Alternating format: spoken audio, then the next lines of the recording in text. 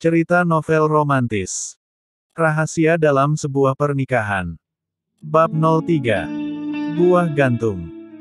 Melsi tiba di apartemen saat waktu sudah menunjukkan jam 8 malam. Dia memutuskan untuk mandi lagi dan menyemprot semua dirinya menggunakan body mist. Body mist keharumannya lebih ringan daripada parfum, gampang meresap dan membuat badannya terasa segar. Melsi memilih salah satu gaun malam yang tadi dia beli. Gaun berwarna merah marun dengan bayahan dada rendah adalah yang dia pilih. Hingga dadanya yang berukuran cukup besar jadi setengah terekspos. Meski malu namun Melsi memberanikan diri. Hanya Dr. Ghazali lah yang mampu membuatnya gugup seperti ini. Tidak seperti yang lain. Melsi juga mengikat rambutnya dengan rapi, diikat tinggi seperti ekor kuda. Menggunakan sedikit lipstik dan merias wajahnya tipis. Sungguh, jika seperti ini Melsi benar-benar nampak berbeda.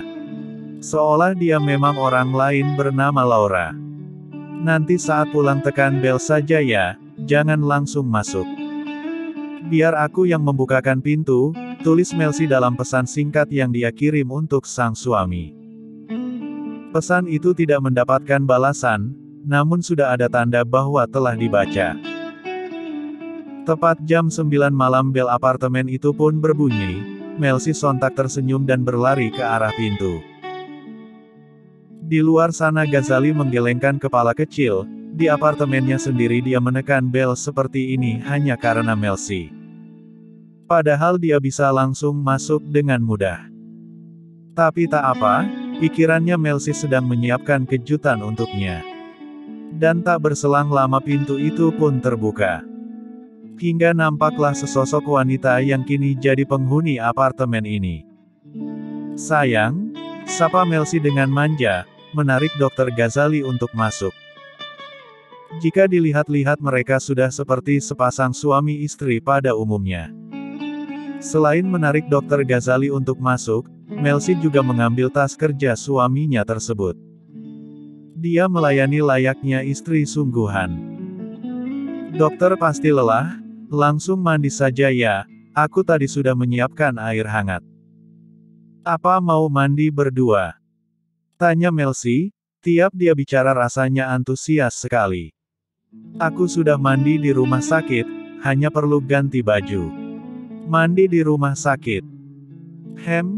Di ruanganku ada kamar yang bisa kugunakan untuk beristirahat. Melsi menganga, merasa kagum. Kamu ingin melihatnya? Tanya Ghazali, kini mereka lebih dulu duduk di ruang tengah. Memangnya boleh. Katanya kalau di rumah sakit kita harus profesional. Kamu bisa datang sebagai wali pasien, jelas Ghazali, namun ucapannya itu membuat Melsi jadi teringat ibunya. Dok, panggil Melsi dengan nada serius. Apa? Kita tidak akan bisa melakukannya langsung ke inti, jadi harus santai saja, kata Melsi. Aku tahu, balas Ghazali, membuat Melsi langsung sadar bahwa pria di hadapannya ini adalah seorang dokter. Oh iya? Aku lupa jika dokter adalah dokter, jawab Melsi, jadi kikuk dan mendadak merasa bodoh. Namun sikap Melsi yang seperti itu malah terlihat lucu di mata Ghazali. Dia seperti bisa melihat kepolosan Melsi yang sesungguhnya, bukan hanya dibuat-buat. Dokter boleh memandangi diriku sesuka hati, membayangkan buah pepayaku. Tapi jangan menyentuhnya dulu, kata Melsi. Kamu belajar banyak hal dan bisa memahaminya dengan cepat, balas Ghazali. Dia tahu Melsi mendapat semua pengetahuan itu melalui internet.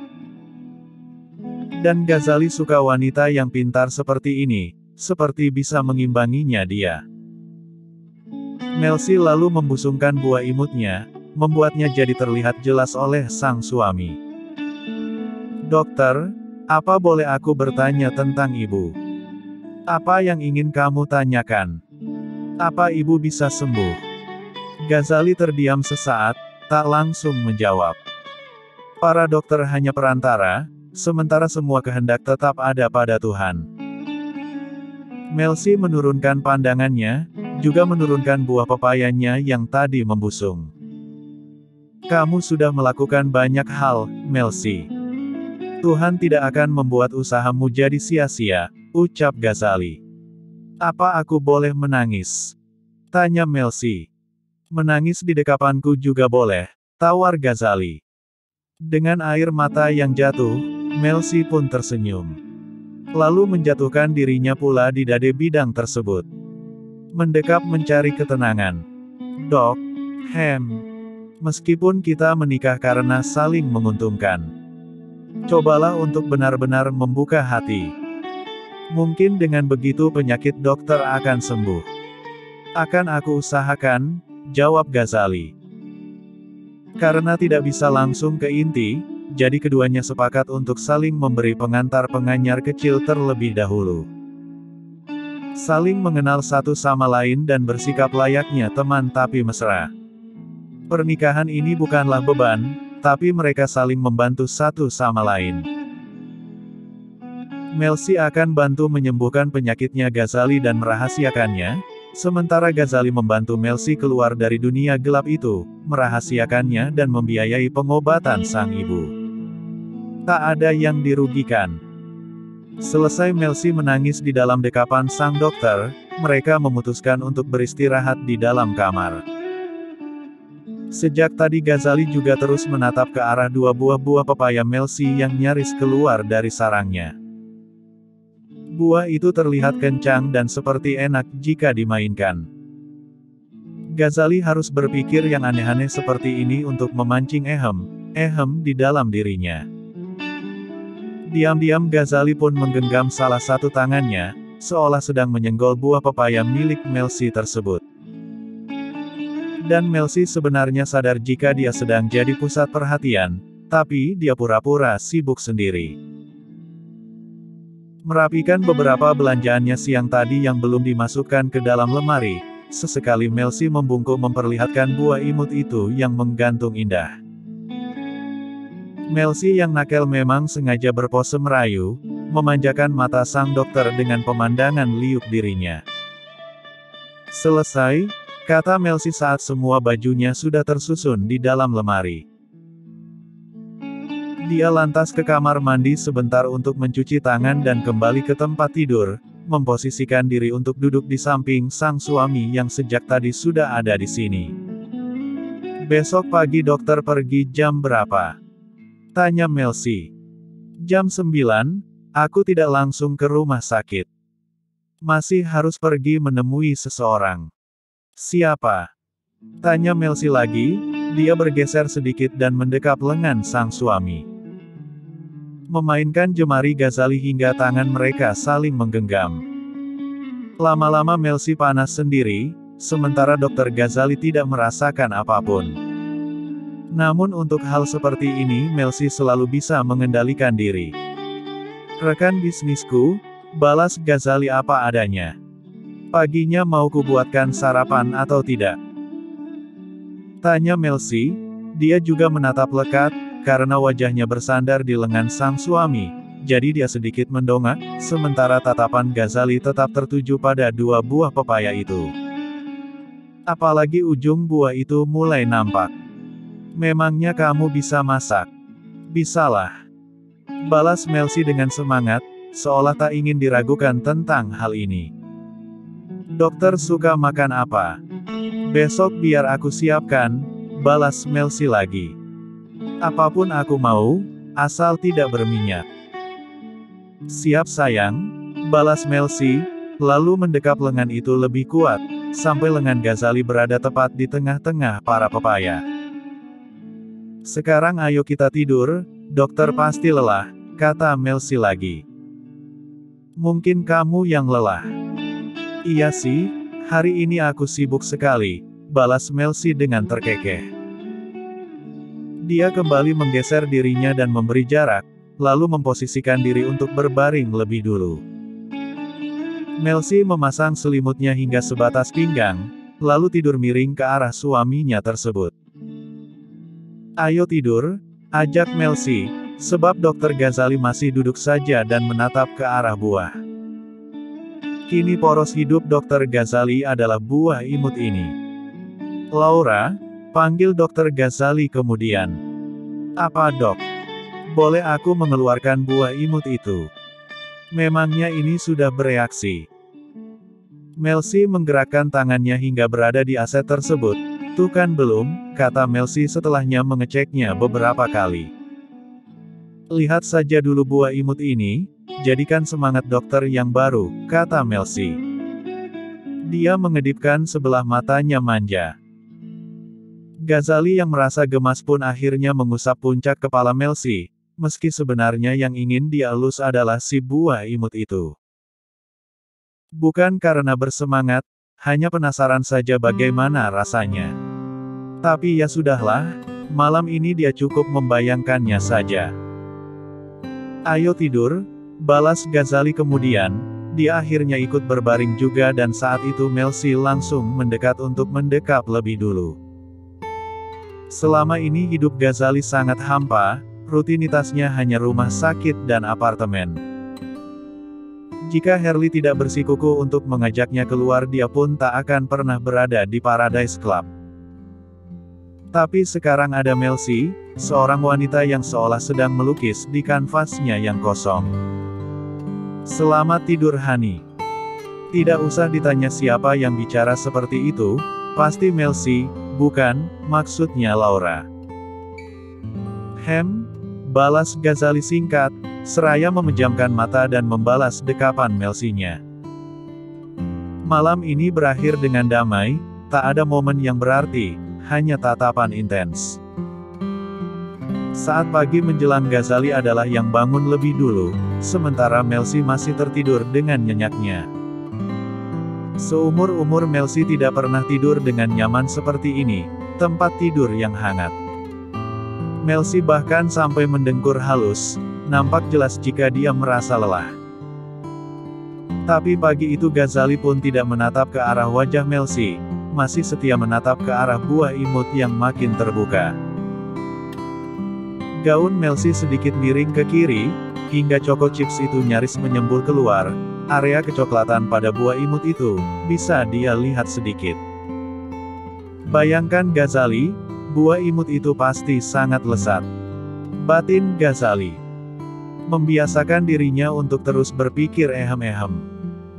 Namun lagi-lagi bayangan percintaan Zendaya dan Marco kembali mengusik ingatannya. Zendaya yang mengeluarkan suara merdu saat bersama Marco. Padahal selama ini Zendaya seperti gadis yang lugu, namun tak menyangka bisa seperti itu. Ghazali kemudian bangun dan mengusap wajahnya frustasi. Jika Zendaya terlihat lugu di hadapannya maka Melsi tidak, Melsi justru sebaliknya. Di hadapan orang lain nampak polos dan di hadapannya begitu bersemangat. Dokter kenapa? Tanya Melsi dengan suara yang berat, pergerakan Ghazali membuat Melsi terbangun. Dan cukup terkejut saat melihat Dr. Ghazali duduk dengan wajah yang ditekuk.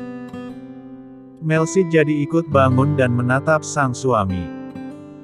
Meski kedua matanya masih nampak rabun namun dia tetap usahakan untuk menatap intens.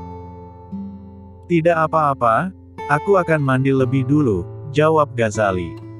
Dia hendak turun namun Melsi dengan cepat menahan. Katanya ingin saling terbuka, kenapa malah menghindar?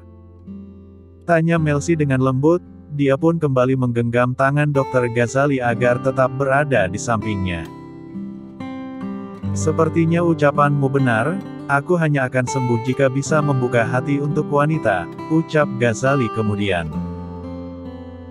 Jawaban yang langsung membuat Melsi tahu jika Dr. Ghazali pasti punya kisah masa lalu yang buruk dengan mantan kekasihnya. Melsi pun seketika ingat pembicaraan beberapa perawat di rumah sakit yang pernah dia dengar, bahwa Dr. Ghazali pernah gagal menikah. Aku akan mandi dulu, kata Ghazali. Kini dia tetap turun meski tangannya masih digenggam oleh sang istri. Tidak ingin mandi bersamaku? Tawar Melsi. Dan Ghazali langsung menarik tangannya lalu digendong di depan. Ayo kita mandi bersama, Tantang Ghazali dan Melsi hanya mampu menelan salivanya frustasi. Glek. Dok, aku kan cuma bercanda, tidak sungguh-sungguh ingin mandi bersama, ucap Melsi yang masih berada di gendongan Dr. Ghazali. Dr. Ghazali yang mulai berjalan menuju kamar mandi. Bercanda. Kenapa harus bercanda? Kenapa tidak sungguhan saja? Nanti kalau aku mau bagaimana? Masa harus pakai tangan, kan ini belum bisa tegak. Astaga. Ghazali, sampai kehabisan kata-kata saat bicara dengan Laura. Akhirnya dia hanya terkekeh sendiri. Tiba di pintu kamar mandi, tangan Melsi pun terulur untuk membuka pintu tersebut. Ghazali mendudukkan Melsi di meja wastafel. Punggung Melsi terpantul sempurna di dalam cermin. Semalaman aku sudah membayangkannya, jadi sekarang biarkan aku menyenggolnya, kata Ghazali. Melsi langsung tahu kemana arah pembicaraan itu, pasti tentang kedua buah imut. Tapi bajuku jangan dicopot ya. Cukup dipegang. Ghazali mengangguk kecil, pertama-tama kedua tangannya berada di pinggang Melsi, kemudian salah satunya naik dan membelai lembut salah satu si buah imut itu. Melsi yang normal langsung menggeliat kecil. Melihat respon Melsi tersebut, Ghazali sedikit aktif. Namun tak cukup membuat si pedagangnya bernyawa. Lenguh Melsi tanpa sadar, lolos begitu saja saat Dr. Ghazali mulai menaikkan level pergerakannya. Saat inti dirinya mulai bereaksi, Melsi dengan segera menahan tangan sang suami. Sudah ya? Tanya Melsi dengan nafas yang terasa berat. Lagi-lagi Ghazali hanya mengangguk, lalu mendekap Melsi dengan lembut. Kerja bagus, kata Ghazali, sebab Melsi begitu memahami penyakitnya. Tidak begitu menggebu namun melakukan secara perlahan seperti ini. Ghazali, bahkan tanpa sadar mengecup pundak Melsi yang, kecupan singkat yang seolah penuh dengan kasih sayang. Sampai Melsi pun tersenyum dibuatnya. Pagi ini mereka tidak mandi bersama, hanya menggosok gigi saja dilakukan bersamaan. Selebihnya Ghazali memberi waktu Melsi untuk mandi lebih dulu.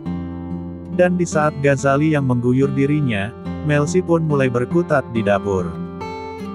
Di apartemen ini Melsi tidak akan pernah memakai bea. Biar saja si buah imut itu jadi panorama yang selalu dilihat setiap hari oleh sang suami. Pagi ini saja Melsi menggunakan gaun harian berwarna putih, makin sempurna saat melekat pada dirinya. Jam 8 tepat mereka telah duduk di meja makan dan sarapan bersama. Melsi bisa mendapatkan semua bahan itu dengan mudah, melalui pemesanan daging dan sayur secara online. Jika ada uang maka semuanya akan aman. Ternyata kamu benar-benar bisa masak, kata Ghazali. Dia memandang kagum atas semua makanan yang tersaji. Apartemen ini benar-benar terasa lebih hidup karena Melsi. Hadiahnya kecup ya, kata Melsi. Dia bangkit dari duduknya dan pindah ke pangkuan sang suami, mengecup bibir Dr. Ghazali dengan lembut dan pria itu pun meresponnya juga. Selesai hal kecupan, Melsi kembali ke kursinya sendiri dan menyajikan makanan di dalam piring sang dokter.